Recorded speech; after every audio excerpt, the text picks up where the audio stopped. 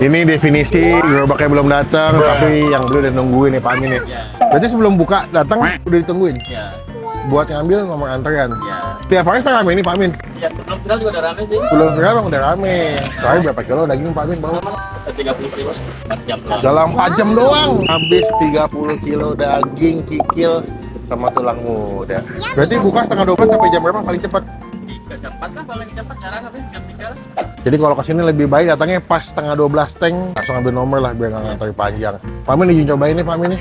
Biasa kan? Mau nggak cocok rasanya? Biasa. Yes. Bos.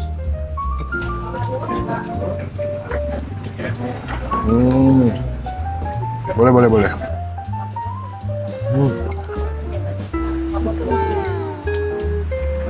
Gue ngerti kenapa rame sih. Satu harga terjangkau ya. 20 ribuan udah dapet campur kikil, daging, tulang muda. Bahkan 25 udah pakai nasi. Terlihat empuk banget.